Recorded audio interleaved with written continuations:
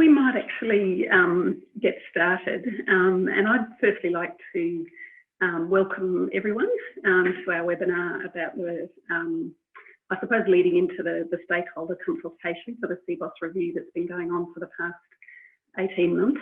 And firstly, by way of introduction, my name is Gretchen Young, and I've been contracted through Young Futures by Speech Pathology Australia to facilitate the process for the CBOS review. And sitting beside me with to manage the question process for today is Katie O'Callaghan, who's also been working with us on the process. So just to start by with a few logistics for the session this afternoon, we're going to be doing just a brief presentation about the process and where we've landed in terms of the draft standards that have been prepared, and then hoping to dedicate a fair bit of time to question and answer processes. But just some logistics in terms of our process, we've muted all of the participants and turned off video just to try and simplify the process and to sort of manage the interaction as best we can. So we just weren't sure what sort of numbers we might be working with today. And the session itself is being recorded so that it can be uploaded onto the Speech Pathology Australia website for others to access. So even if we might have small numbers today, hopefully there's an opportunity for people across the profession and also other stakeholders to access this information outside this session. We're really keen to receive your questions through the session today, so that once I've done my presentation, we can respond to some of those questions and sort of perhaps dive a little bit more deeply into the background to the work and where it's taken us. So you can send those questions at any time. You don't need to wait until the end. And just as this initial slide shows, what we'd really like you to do is to send those questions specifically to Katie O'Callaghan, and you should be able to make that selection using the chat box on your screen to choose Katie's name, not mine, and she'll gather those and we'll respond to them as best we can. We may not be able to get to every question today, but we'll look at the broad themes that actually come up from you as a group. And then if after today's session there's something outstanding that you'd like some clarity on, you're obviously more than welcome to contact myself, or you could also contact Stacey Baldack from Speech Pathology Australia. So there's a couple of options there. So we will, I suppose, we move along and get into the discussion.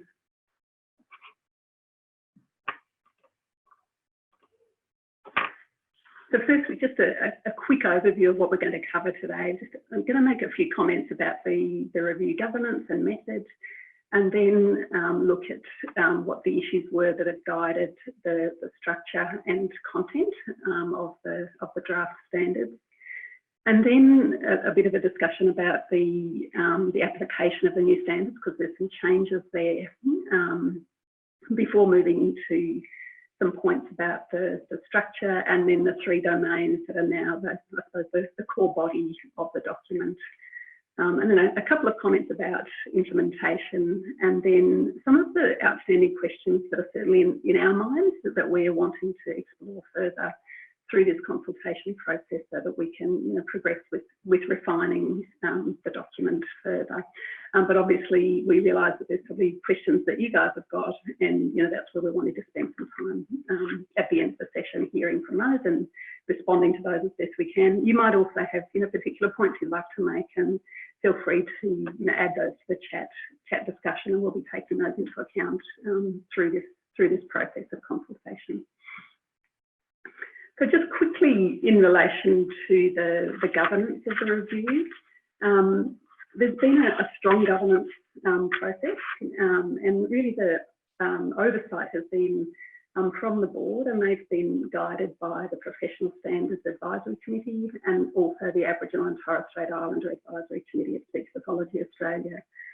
And then within Speech Pathology Australia, the Professional Standards Unit have been supporting and managing this process, very strongly throughout the exercise. So we've been working very closely with Stacey Baldack and Simone Arnott throughout, and they've also been guided by the competency Standards Advisory Committee, and that's over 20 speech pathologists from across the country. So every state and territory is represented, and covering a wide range of different areas of practice. So there's been really strong input from a wide range of groups. It's not just the work that we've been doing as consultants. There's a lot of contributions being made, apart from the broad contribution of the profession obviously as well. And in terms of the method, the slide that I've put up now, it's quite detailed, and I'm not going to go through it in detail. This is actually from a document that's on the review webpage, that you can access this, and it just gives you, I suppose, a sense of the range of consultation that has gone on across numerous stages throughout the process. And if you do go onto the website, you'll be able to see this in more detail, and you'll also be able to access the phase 1 report that covers the methodology in a lot of detail, and also covers some of the early findings that have really shaped the development of the standards and led us to where we are now. So this is just I suppose, just to give you a taste of some of the steps that have been taken, and you can delve into that further using the materials on the website. So just to, I suppose, get into the discussion about, what is it that's actually guided the structure and content of the professional standards as they're now being presented in draft form for comment. And the first thing that we really want to emphasise is that it's the consultation findings that have guided us, and we've really invested as best we can to remain as true as possible at every step of the way, to make sure that it's the voice of the profession and the diversity of the profession that has been heard.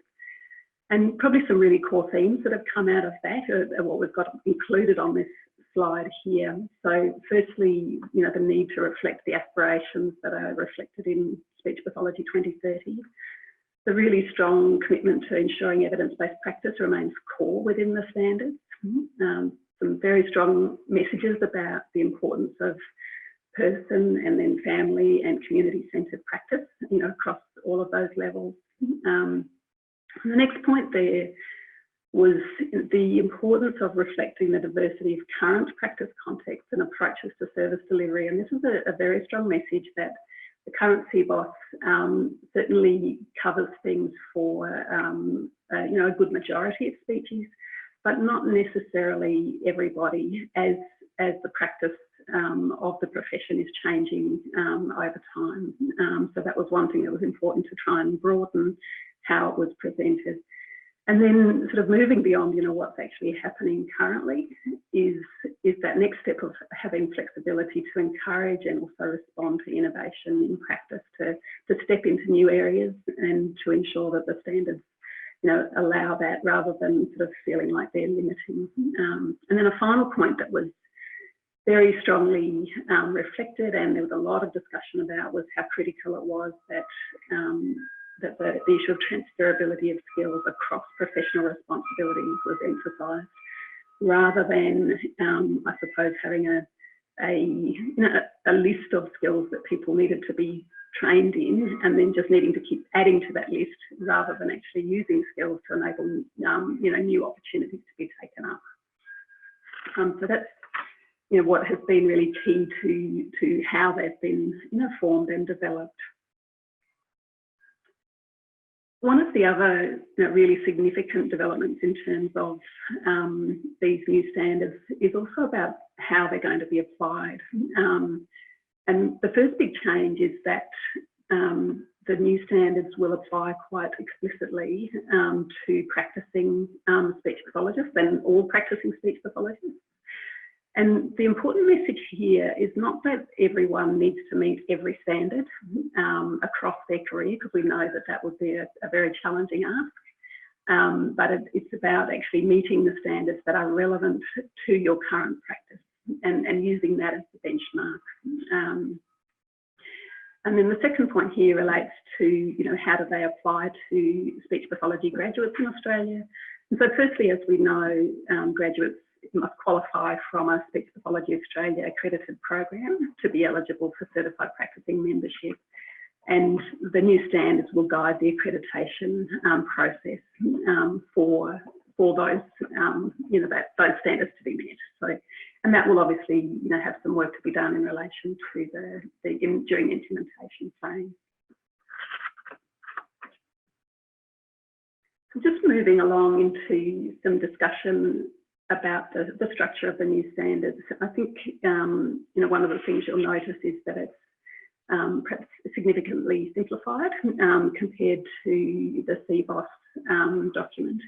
And some of that is because the content is being presented at a higher level. And so, as an example, you might have noticed that some of the detail like performance criteria and cues aren't included in the document, but that doesn't mean that they are not seen to be important pieces of information. And again, that's sort of material that might then be looked at and developed further as part of the implementation phase. The other thing to comment on is that in CBOS and in its partnership, I suppose, with Compass, where we have the occupational standards and then also the professional standards, in this new version, they're sort of blended into the one document, and it's built around the three domains that we've got listed there of professional conduct, reflection, and lifelong learning, and the speech pathology practice. I do want to just make a couple of comments about a couple of other elements there. So you'll notice there at the beginning of the document, we've got the acknowledgement, and that has been a really strong emphasis of developing these standards is the acknowledgement of Aboriginal and Torres Strait Islander people and communities, and there's been really strong work done with the advisory committee in relation to that, and really trying to make sure that not just the acknowledgement at the beginning of the document, but also the content of the three domains reflects the importance of that work and reflects the commitment of Speech Pathology Australia in that area. And then there's also obviously the introductory section that provides some background to the professional standards, what the expectations of speech pathologists are in relation to the new standards, how they've been developed, and also some explanatory content about what is speech pathology practice and how is it being conceptualised in the context of these standards. And we'll discuss that in a little bit more detail in the next section of this discussion. We've also, obviously, just at the end there got the glossary, and that's where we do feel it's a really important section of the document to be clear about what terminology is being used and how is that terminology actually being defined. So just wanted to do a quick run through of the three different domains and what they're covering. So the first one in relation to professional conduct is covering a range of things that I think are probably that you would expect to be there around ethical practice, evidence-based practice, issues of quality, collaboration, issues around communication, information sharing and record keeping, responding to diversity. And I made the comment about acknowledging and responding to Aboriginal and Torres Strait Islander peoples, but also making sure that we're considering the broader issue of diversity for people from culturally and linguistically diverse backgrounds, and then also for people who come from, I suppose, a range of backgrounds that, social variables that might influence their life. And then the question around, or the important point of upholding human rights as they relate to communication and swallowing and mealtime participation. And then finally, the area of contributing to and developing the profession of speech pathology. And the second domain is around reflection and lifelong learning. And this came through as a very strong point of feedback in the survey that was done. That we had 1,100 responses to the survey, and this issue of people's capacity to self-reflect and apply that critical reflection to their practice was very, very strong in that feedback. So points around demonstrating self-awareness, applying knowledge from a range of sources rather than a singular point of reference, using critical reflection to actually guide people's development of their practice over time, and planning and implementing their development goals. And then also the important issue of accessing a range of different supports, so whether that's supervision or mentoring or a support structure around people. And then a couple of other points there around supporting two-way learning, recognising that it's not always the hierarchy of learning that's important, but that across different stakeholders we can all learn from each other, whether it's a client to a professional to a client, or a student to a professional, and vice versa. So those concepts were emphasised. And then finally, the issue of contributing to the knowledge base, so advancing the speech pathology profession through the knowledge that people develop over their career. Then moving along to the domain 3, speech pathology practice. So this is obviously a really important element of the standards in terms of what is it that speech pathologists are doing and how they're doing it. A really strong point of feedback was the need to make this shift from CBOS into these new standards around not having quite as strong an emphasis on just individual service delivery, and to consider services across the continuum from individualised services to targeted to sort of universal or systemic community-based approaches. And the different parts of this domain cover identifying and understanding the purpose for engaging speech pathology services. And so again, in this area, we've tried to stress that it may not just be about the individual. It might be about a whole community. It might be a whole school, or it might be an aged care facility. We haven't named those specific contexts, but by speaking about it in both individual and community terms, we're trying to apply these different concepts across different scenarios. So obviously assessment is also an important part of this, interpreting and reporting on assessment, the process of planning intervention, and then obviously moving into implementing and monitoring intervention. And again, our intention is that all of those concepts can be applied not just to the scenario of providing individualised speech pathology, but to any scenario of service delivery.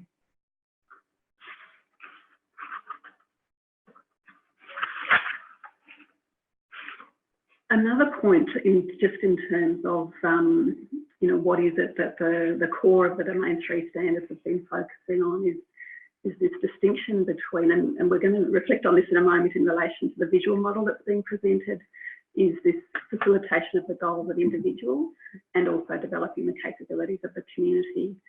And in discussing this, we're trying to convey this concept that each individual obviously wants to advance their skills to the best they can, or to the goals that they want to achieve within themselves.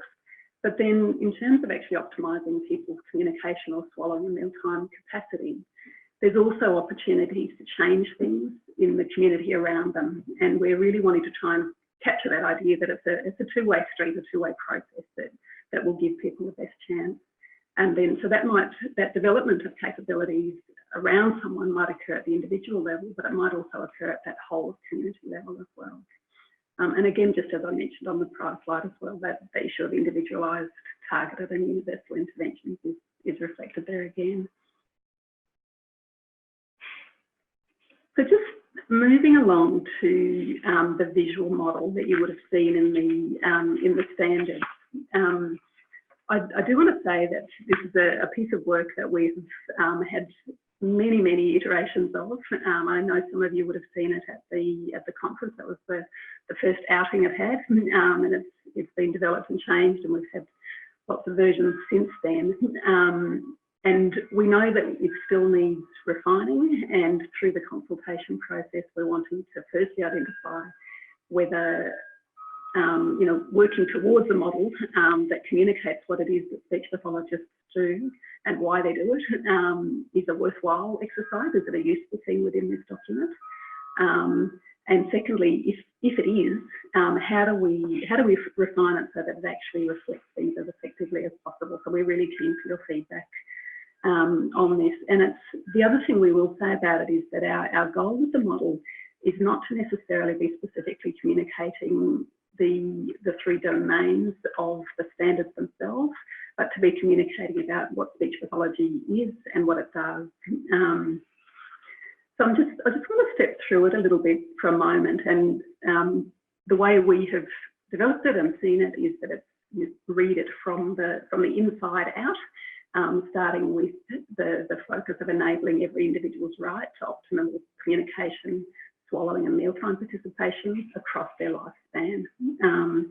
And then recognising that there's those two roles that we have spoken about just before around facilitating an individual's goals, but also developing community capabilities. And then in the next ring around, where we've got a focus on optimising communication and then optimising swallowing and mealtime participation. And then the third element there is around enabling social and physical environments. Now, this particular element comes specifically from the ICF, which again has been really emphasised to us as an important part of the needing to be reflected through the standards, where there's a discussion around the importance of removing the social barriers to people's participation and also the physical barriers to people's participation. And so keeping that element in mind, when we move to the outer ring, that includes a range of different things that speech pathologists will contribute to. Perhaps some of the elements that when you look at them, they may not be immediately familiar to everyone, but that again are explicitly reflected from the ICF, are the ones of attitudes, and then supports and relationships, and then the services, systems, policies and laws. So those three segments that are there, they map directly onto the process of removing barriers in the social environment from the ICF. And then the two of products and technology, and then modifications to the environment, they map onto the ICF element of removing barriers in the physical environment. And so we were just wanting to make sure that those features were captured in there, rather than just looking at the elements of, specifically eating and drinking or meal times, or expressing and interacting. So those more, clear things that are obviously about speech pathology practice, but we wanted to complement those things with the range of other things that are important if we're looking at developing community capabilities as well. In terms of the content in that outer ring around expressing and interacting and understanding and interacting, we've quite deliberately brought those up to a much higher level than has previously been reflected in CBOS. And then within the body of the standards, we drill down further into the detail around what are the particular subcomponents of communication that are important. In relation to the swallowing and mealtime participation, we've got the content there around mealtimes and eating and drinking.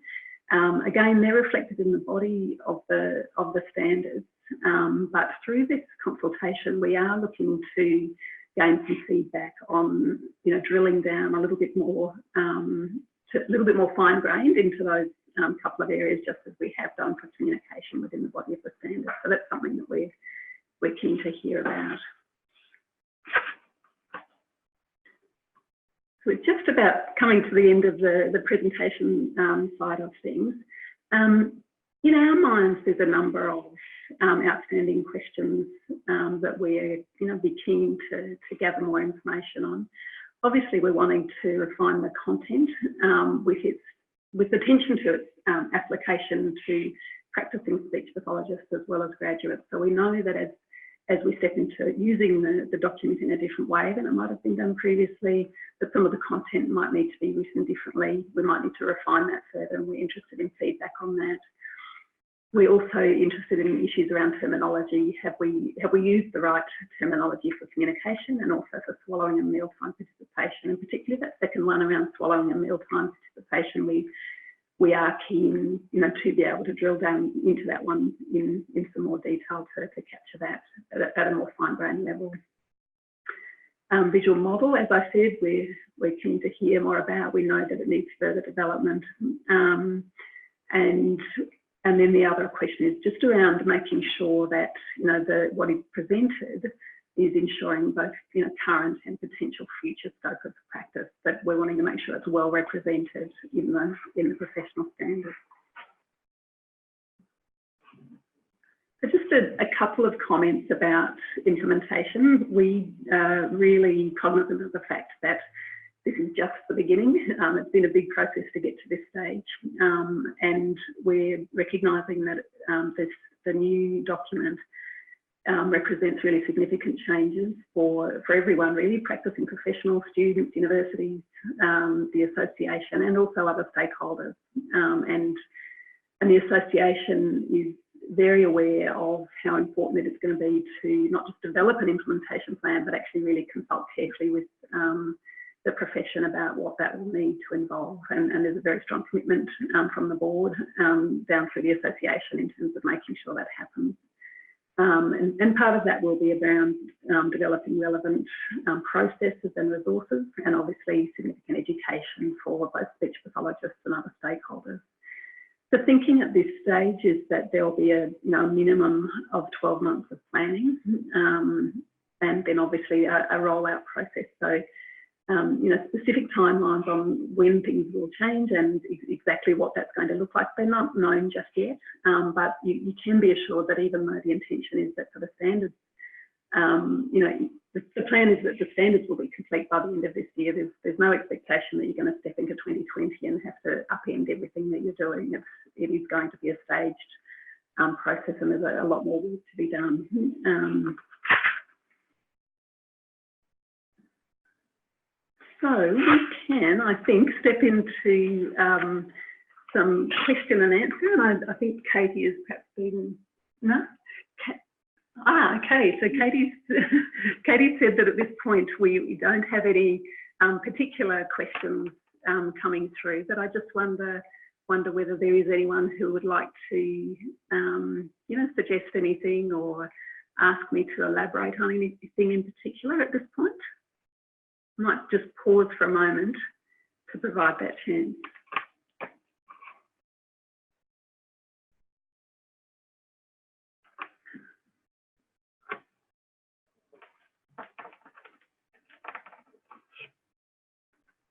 So somebody has just asked about how they can be preparing themselves for the rollout of the new standard, and I think it's lovely to hear such a proactive question. I suppose my immediate thinking is firstly to stay really connected to what's going on, because obviously the new standards, they're not finalised yet, and they will keep evolving over the next little bit.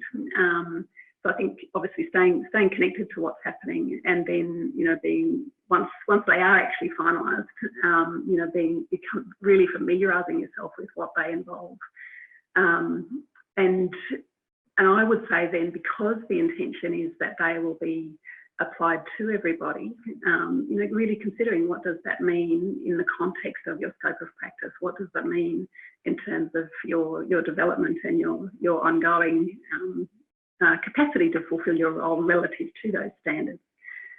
We are planning, as part of this conversation, to just hand for a little bit to Stacey and Simone at Speech Pathology Australia to discuss some questions around implementation, and they might have some comments around that when we do that in a moment.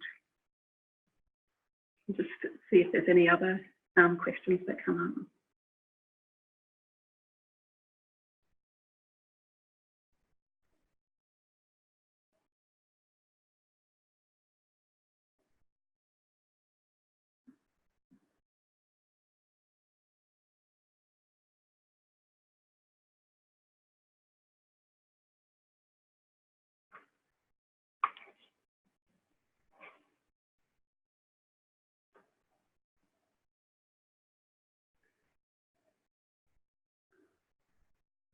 I might just make a couple of comments about, some issues that we've grappled with along the way, and maybe they might come to mind to you. And I've also been looking, I know it's very early days in this consultation process,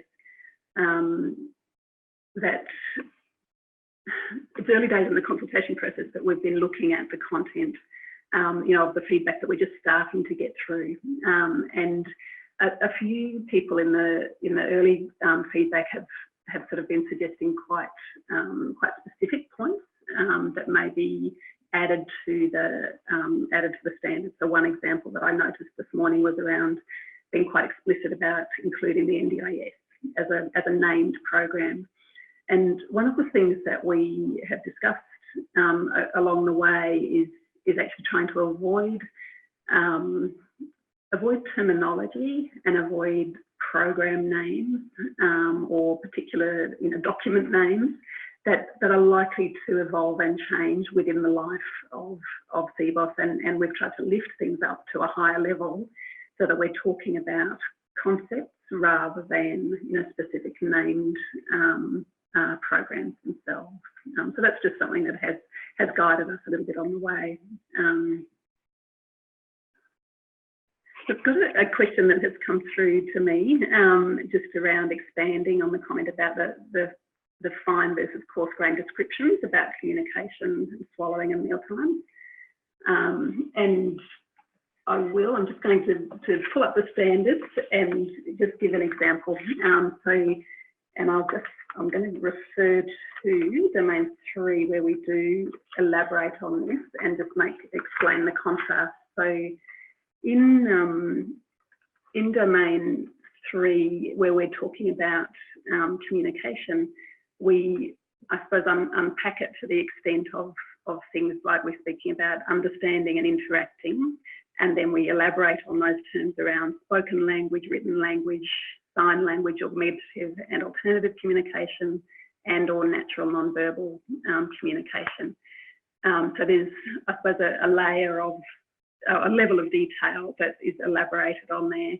In relation to the swallowing and mealtime elements, at the moment, the content that's reflected there is around saliva management, swallowing capabilities, and mealtime participation. And partly, the reason why it perhaps doesn't capture the same level of detail as the communication side of things does, is that we actually haven't had a lot of feedback in relation to the swallowing and mealtime content. And most of the discussion that's actually occurred is how do we characterise, what language are we using for the swallowing and mealtime side of things at that very high level. And there's been a lot of debate and discussion about what is the best language at that high level. And we haven't had a lot of feedback that's been drilled down to the next level of detail. And we'd be keen to hear from the profession, to help guide us in doing that, or even, to answer the question of is it necessary or not. And if it's not necessary, that's also fine. But we just want to make sure that that any sense that maybe they're out of balance in the level of detail is attended to. Okay, so there's another question around how is telehealth encapsulated in the new CBOS. Now, I think it's a good question, and it's been a point of some discussion in relation to the whole question of digital literacy. Sorry, I'm just moving between standards and making sure I give you the right information. So at the moment in the standards, at 1.3, providing quality services, there's a specific reference to we demonstrate digital literacy across practice areas and tasks. And it would be, at the moment, it would be incorporated in that. And again, that's an example where something's at a very high level. One thing that is, important to note again is that, this document won't stand alone, and that as part of the implementation process, there'll be a whole range of, partner documents, partner processes that will be developed. Some of those obviously will be specific to the education side of things for the university programs, and some of them will be for the profession as a whole. And so I suppose the question is, it'll be interesting to see what feedback is around digital literacy. Is that high level piece within the current standards at the right level, or is more information needed? at one point in the various iterations of this piece of work, there was a greater level of detail provided, and then we've come back to the decision of having it as a single part of the standard. So we'll be interested to see what comes back in relation to that. The other point I'll actually make, just sort of building on that whole digital literacy side of things generally, is that there was, again, in reflecting on some of the feedback that's starting to come through, some discussion around, although there's reference to the digital literacy of speech pathologists in carrying out their work, what is our need to consider, or in reinforcing our need to consider the contribution of speech pathologists to the digital literacy of the people that speech pathologists work with. So given that digital tools are such a critical part of the communication mechanisms that people are using, does that then need to become part of our practice as well? And does it need to be explicitly reflected in Domain 3, not just in Domain 1 for the professional? I think we might have another question. So the question is around, is there a definition of client-centred practice? And so in the glossary, there is a definition included of client-centred practice, but we're obviously open to feedback on any of those definitions to make sure we're getting them right. And then as a second part to that question, the query around, is it the same as client-led? And it's something that we could, really unpack for quite some time in terms of how those nuanced definitions work. We haven't used the term client-led, and what we've tried to capture in the definition that we've used is that it's that clients bring obviously their goals, they bring expertise in their own life and circumstances, but the process of client-centred practice is one of a partnership, and that, bringing together, the skills of the speech pathologist and of the client to work towards their goals. So I have to say, I don't know, the full range of different definitions and all the nuances that might capture there. But if that's something that you're keen to elaborate on through the feedback process, that would be helpful for us to be considering and making sure we're thinking about things across the board and comprehensively. I'm just turning to Katie to see if we have any other questions starting to come through as well.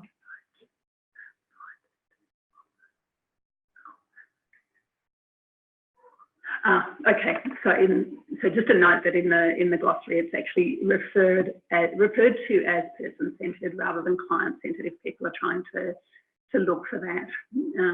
Yeah. Have we got any other questions that people would like to explore, or even just just wanting to understand the process further, or?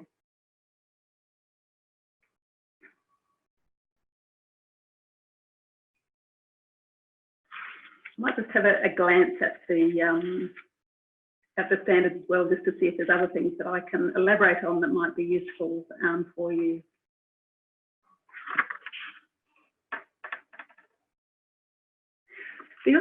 One of the other things that I will comment on, and this is just to give you some more information, but also, if people have got ideas to give some thought to this, is we really completely recognise that in working with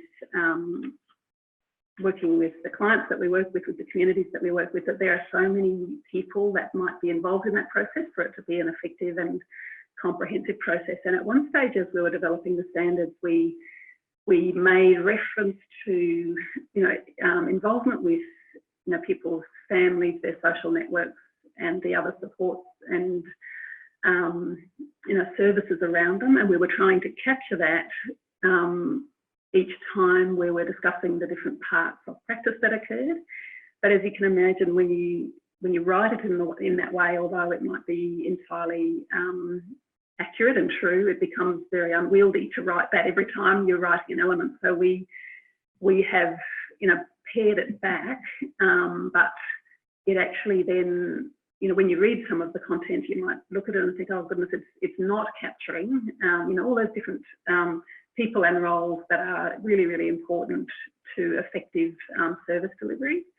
And so we're open to perhaps different ways of capturing that. It could be that we, and again, this is reflected in some feedback that came through this morning, it could be that there is just a, you know, a section, you know, before the content of those domains begins, that actually, you know, gives a definition of and an acknowledgement of the breadth of people that are actually involved in effective service delivery to capture that. But if other people have got ideas on a mechanism by which we can ensure that that is communicated through the standards, we're really open to hearing that feedback. So I'm just looking at a question that has come through on my screen. I'll just take a moment to have a read of it.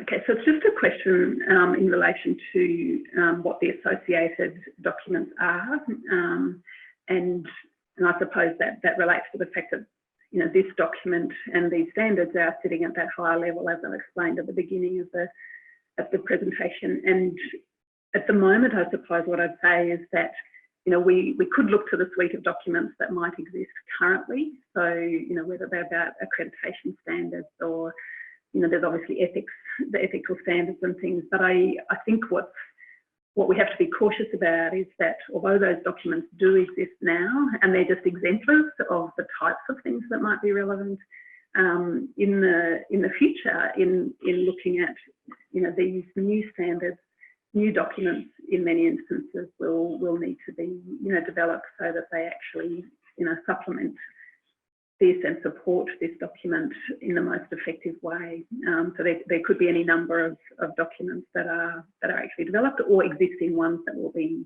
you know, reworked and redeveloped to meet the purpose most effectively. So I know that, you know, one of the aims in this process has been to develop the best standards we can without being limited by what it means for implementation, and that's been hard. It's been hard for people to try and imagine, well, what does this mean if we're not then, you know, truly understanding the absolute specifics of the implementation side of things. But I think all the way along we've tried to attack it from the angle that it's that the implementation, you know, can be solved in an effective way, in an efficient way, but we don't necessarily have all the answers on that yet.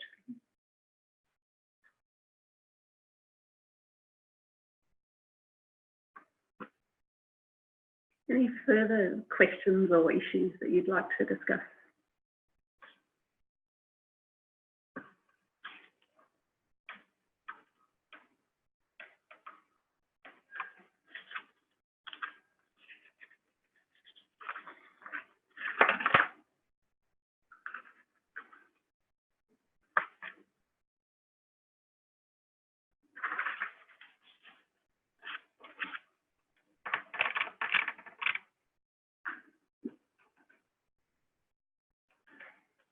So we've got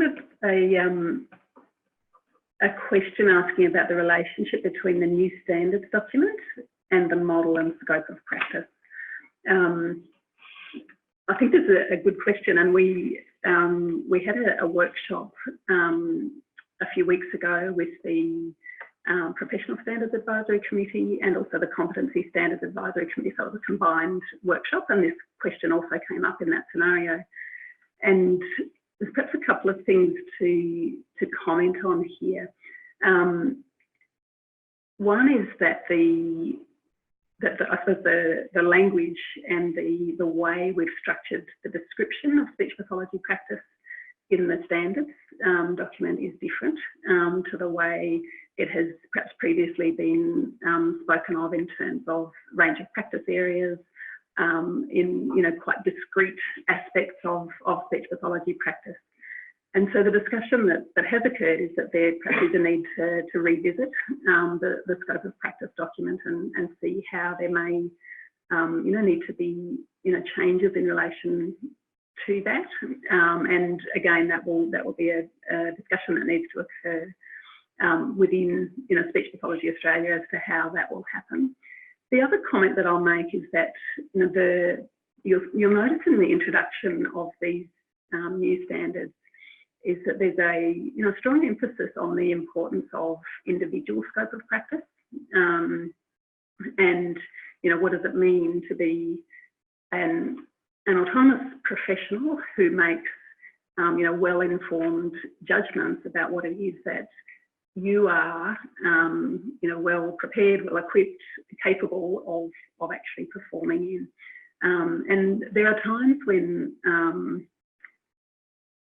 when we step into that space of being very clear about that professional obligation to make those decisions, that professions that have a strong emphasis on individual scope of practice, they tend not to define their scope of practice in very prescriptive terms, but bring it up to a higher level. And so if I'm conceptualising that for speech pathology, I would see that as that high level is around communication and the very broad elements of that, and then obviously swallowing a mealtime participation, or we've continued to grapple with the language of that. So whatever language that area of practice is actually termed. And then I suppose there's then some question about what level of detail you then drill down into in terms of actually defining the scope of practice of the profession, because one of the things that we've really been trying to strive for in this piece of work is not having a defined scope of practice that then reaches a point 5 years from now that, because, from the edges of innovation or the edges of change that are happening, there are speech pathologists who actually then no longer, quite fit in there or feel limited in their capacity to keep moving and developing because of having a document that's maybe a little bit too tight for enabling, advancing things on. Okay. So I might just provide the opportunity for maybe one more question if there is. I'll just give it another couple of moments. And then I think we may be able to finish up if there's no further questions.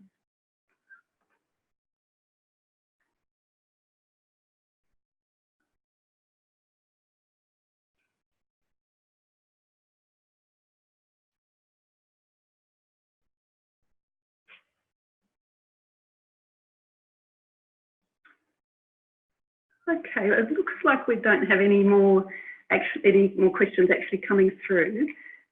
So we might close the session there. I just wanted to say thank you for everyone for coming along, and for those of you that will be listening online beyond the live session, thank you for listening and taking the time to learn more about the work that's been going on. And I really would like to encourage you all to obviously contribute to the next, or the other processes that are going on in relation to the consultation. So we've got the survey out that we're interested in your feedback on, and there's also the opportunity to nominate to participate in a focus group, and we've got different topics that we're wanting to explore through those focus groups. So you can nominate a topic that is of most interest to you, most relevant to you. And we're definitely wanting to capture diverse views. So we're not just seeking people who might have a long history of working with a particular area. We're also wanting to speak to final year speech pathology students, early graduates, and then people across really diverse areas of practice. So we're wanting to capture that. But I would also encourage you to speak to your colleagues who may be willing to provide some time, who may not be speech pathologists. If you've got a manager who isn't a speech pathologist, that would be great to seek their contribution. Or if you actually also have a connection with a client group, that would also be valuable. Now, I have actually just received another question, and I will look at that and then I'll answer that.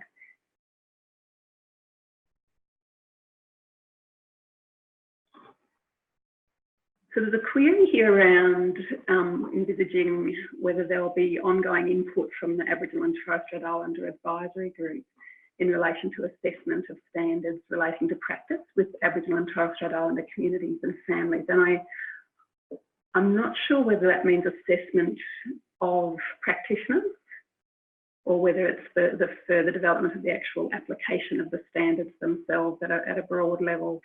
But my understanding is that the association has a strong commitment to the ongoing involvement of the advisory group. And certainly, you know, I would imagine that in the implementation process, they will be, or in the implementation planning process, and then the implementation process itself, I imagine they'll be actively involved in that.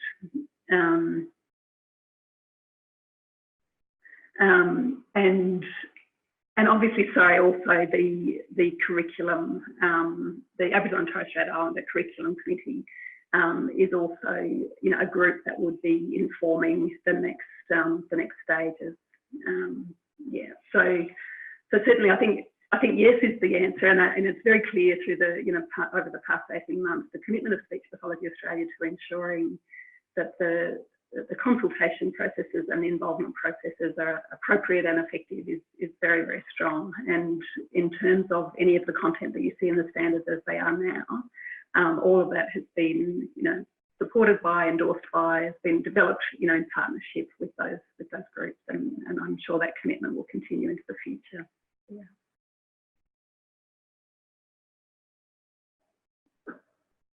Okay, we might finish up there. Again, as I was just mentioning, we really thank you for your contribution. Encourage you to keep involved and continue to contribute over these next few weeks to the consultation process, and encourage other people to as well. Thanks, everybody.